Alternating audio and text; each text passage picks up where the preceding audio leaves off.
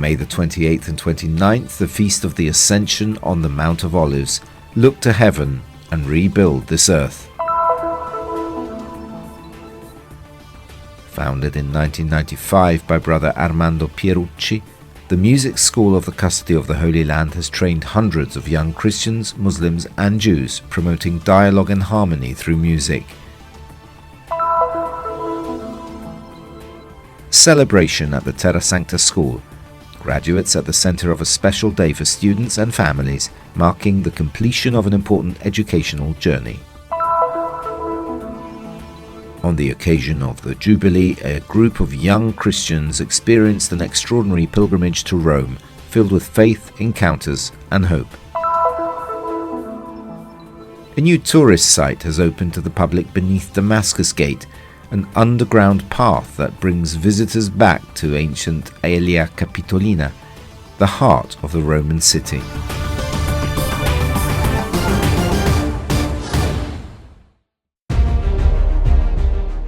On the Mount of Olives, there is a small chapel built on an ancient crusader mihrab. It's 3 p.m. on May the 28th, and the Feast of the Ascension of the Risen Jesus begins. Latins, Copts, Syriacs, Greeks, everyone gathers at the same site to allow the celebrations tent become liturgical spaces. As each group follows its own rite and the friars of the custody pray the first Vespers, the scene resembles something from the Old Testament. Throughout the night, masses are celebrated every hour. The following morning at 5 a.m, the solemn Eucharist is presided over by the custodial vicar of the Holy Land, Brother Ibrahim Faltas.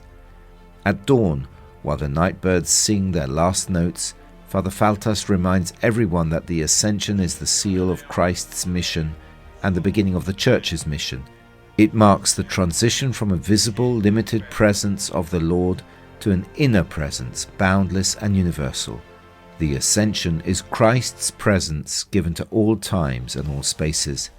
He entrusts his mission into our fragile hands. Why do you stand looking up to heaven? Heaven begins every time we choose justice, forgiveness, peace. It is time to love and proclaim, Father Ibrahim continues, that even when reality pulls us down like in Gaza and we wonder where is God, the answer is this very gospel.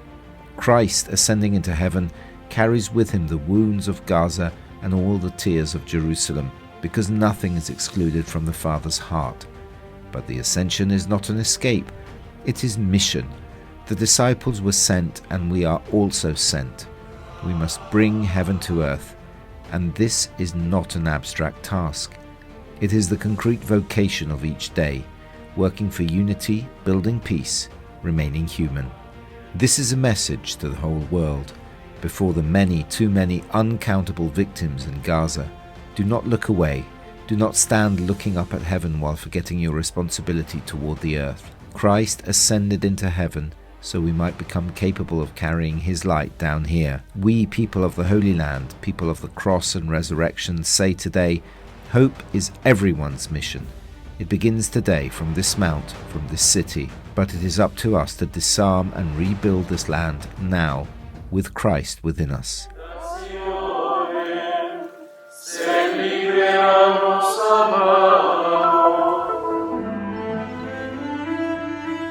This year, the Magnificat Institute celebrates the 30th anniversary of its founding. Created by Brother Armando Pierucci, the official organist of the Custody of the Holy Land, the Institute has trained over the years many young Christians, Muslims and Jews, uniting them through a shared love of music. For Brother Francesco Patton, Custos of the Holy Land, the Magnificat is much more than a music school. It is first and foremost a school of peaceful coexistence between different peoples. Over these 30 years, it has certainly grown. It is a music school affiliated with a conservatoire, Conservatorio Pedrolo in Vicenza, and therefore it also awards academic credits. But I would say it is above all a place where musical harmony becomes harmony in coexistence. This coexistence is also promoted during the month of May through the Ayar Festival, a series of Thursday evening concerts. These performances aim to showcase the students' talent and bring classical music excellence to various places around the city. This year, for the 30th anniversary, a special gala was held at the YMCA auditorium in Jerusalem. Among the attendees were many religious and diplomatic authorities who came to witness and applaud the extraordinary performances by the orchestra, choirs and young musicians, both children and adults, who played with great skill.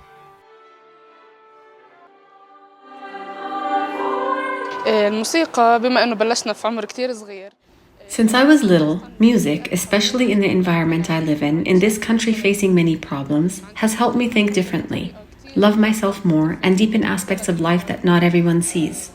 I always try to look at things positively, not negatively. مش الكل بيشوفها ونشوف كل الأشياء بطريقة إيجابية مش كتير سلبية. I started in the Magnificat since I was 6 or 7 years old. Yes, and I started I wanted to learn guitar at first, but I tried the violin and I loved it. It's like my second house. Like I used to go there like every day after school, just practicing and music, and yes, all my friends from there, and yes. Over the years, many people have left their mark on the life of the Institute. A special remembrance was given for teacher Haina Suda Sabara, who recently passed away, honoured in the words of Brother Armando Pierucci and Brother David Grenier, both former directors of the Magnificat. On this anniversary, I wish the Magnificat many more years of inspiring future generations. I won't just wish another 30 years, because in the Holy Land we say up to 120 years. So I wish the Magnificat at least 120 years more. We received so much support because people saw that the best thing is to bring children together, Palestinian, Christian, Muslim and Jewish. I'm happy to have given a voice to this desire for unity and peace that lives in all Christian denominations.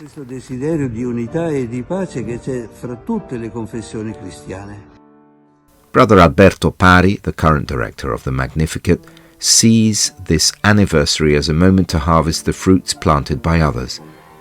The Institute is like a tree with deep roots now blossoming through the students, teachers and musicians. I think one of the most beautiful things the Magnificat has given this city is this: children who started learning music in the underground classrooms of St. Saviour and today have become teachers for their own fellow citizens. It's been 30 years of hard work, sharing, overcoming difficulties together, beauty, and so much music. We're very proud and happy about everything we just saw on stage. Veramente felice per tutto quello che è appena successo sul palco.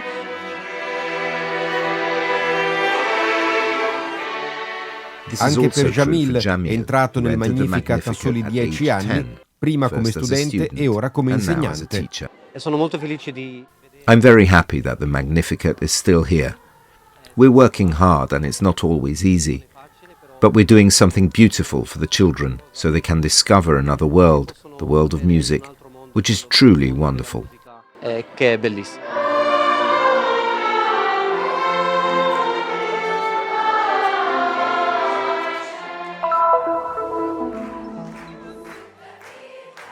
Another school year has already passed amid the terrible situation in Gaza, where thousands of children and young people could not experience the joy of a peaceful school year. The custody of the Holy Land, despite the challenges, continued to support the education of children and youth in Israel and Palestine in order to offer them hope for the future through education in peace and peaceful coexistence among peoples. In Bethlehem on May the 22nd, at the Terra Sancta Girls' School, 51 young women graduated. Sister Intisar from the congregation of St. Joseph is happy to contribute for the first time to the fulfillment of this dream. This year's graduation ceremony is very special. Even though we carry sadness in our hearts for so many who have died and are still suffering, we cannot forget the joy of these newly graduated girls and the joy they bring to their families. Sister Intisar noted how involved the girls are in their community and hopes that many of them will one day hold decision-making roles, helping to promote and develop their country.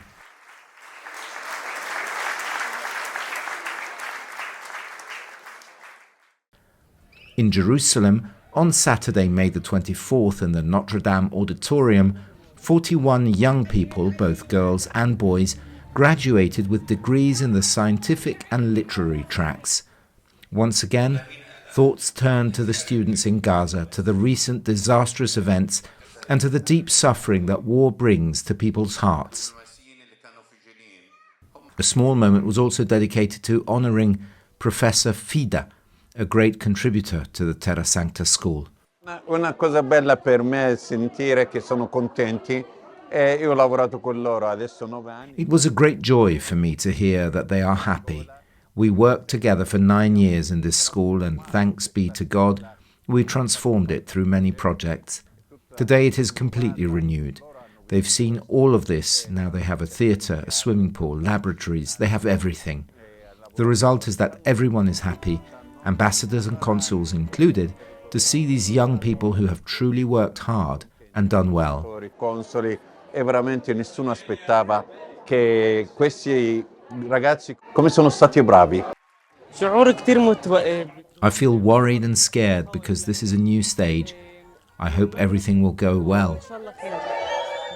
Ora che ci prepariamo avanti a guardare verso nuove esperienze. Now we prepare to look ahead to new experiences and new challenges. We carry with us everything we've learned. We commit ourselves to continue growing, learning, and building day by day the best version of ourselves. To the families sharing in this moment, we offer a wish for peace to preserve the future of their children and grandchildren. Well, I am very happy because my son-in-law, he graduated from the school, and we hope that the peace come over all the land of our children, and we hope the peace will come for this land as well for the rest of the Middle East. Almeno una cosa di far. At least one thing to bring people joy. In this very difficult situation we are living through, we need these celebrations and initiatives to bring hope. Speranza alla gente.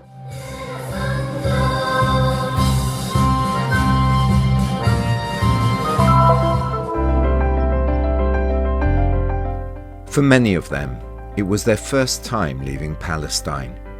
On the occasion of the Jubilee, a group of young Christians from the West Bank experienced an extraordinary pilgrimage to Rome.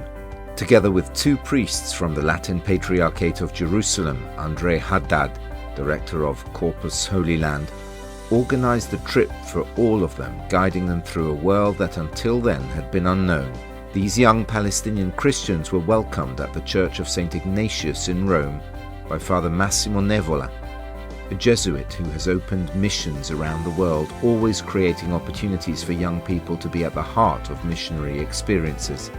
Thanks to the help of generous benefactors, these young people, following in the footsteps of Blessed Carlo Acutis, were able to experience the universality of the Church during the very days when the funeral of Pope Francis was soon to be followed by the conclave that would elect Pope Leo XIV. The tremendous effort that André Haddad poured into organizing such a complex journey, especially in securing travel permits and fundraising, was, in his words, rewarded by the joy shining from the faces of these young people overwhelmed by the beauty of the Church, returning home with an unbreakable memory and a renewed desire to serve their communities with commitment, also inspired by the example of the Jesuits who welcomed them.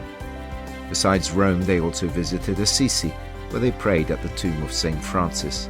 A project like this, made possible through the intercession of Carlo Acutis, was, despite all the difficulties, an indescribable gift to the Christian community of Palestine. It offered families moral and spiritual support, which in these painful times for the land of Jesus and for all his children is more needed than ever.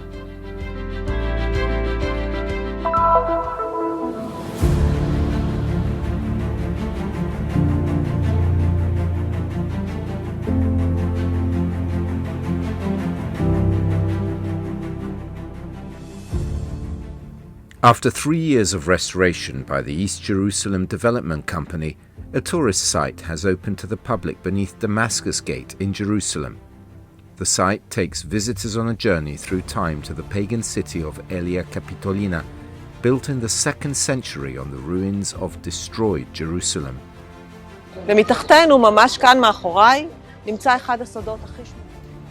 Right behind me is one of the city's best-kept secrets, the Roman Gate of Aelia Capitolina, built by Emperor Hadrian after the Bar Kokhba revolt as a symbol of victory over Jerusalem.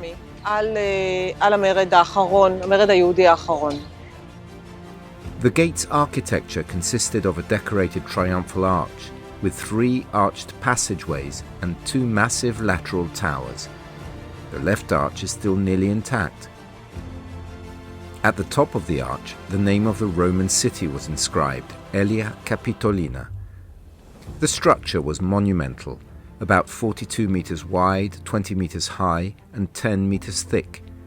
Columns with elevated bases stood at the sides of the arches and are still visible among the archaeological remains. It served as the city's main entrance. Carts and goods passed through here along the main road. Nearby, customs officials collected entry taxes for the pagan city of Aelia Capitolina.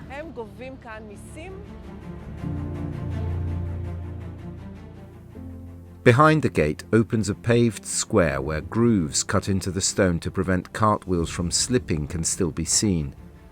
Also visible are etched squares used by Roman soldiers for games.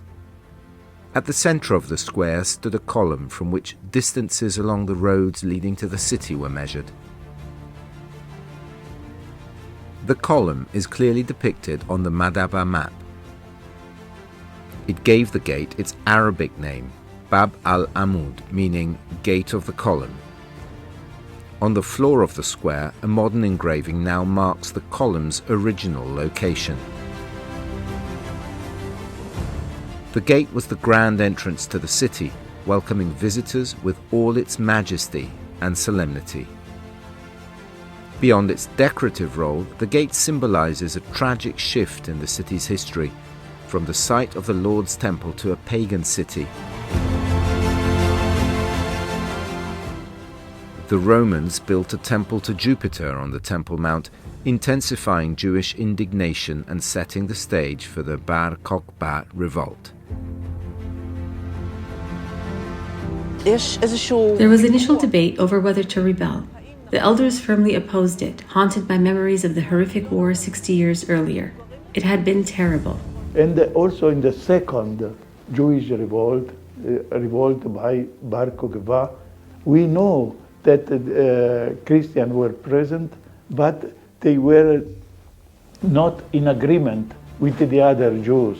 When the revolt broke out, the Christians informed the Roman commanders that they were not involved in the conflict. During the Bar Kokhba revolt, it's estimated that about 600,000 Jews were killed. Many others were enslaved, flooding the slave markets of the Roman Empire. By the end of the revolt, the price of a slave had dropped to the value of a single meal for a horse. The city's pagan face also emerged in the construction of a temple over Christ's tomb.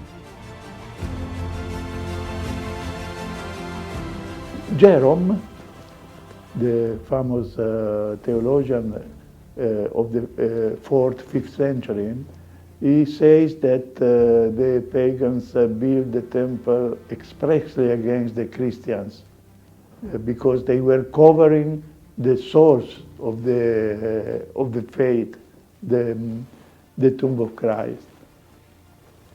Because the tomb of Christ was the memory of the resurrection of Jesus. Jews had only a minimal presence in Aelia Capitolina. Hadrian did not merely rename the city. Under Hadrian, a new province was founded, and this new province was called Syria-Palestina, instead of Judea. Jerusalem regained its status as a holy city only at the beginning of the Byzantine period, when Christianity became the official religion of the empire. As for the gate of the pagan city, Today it lies beneath Bab al-Amud, Damascus Gate, under the weight of holiness.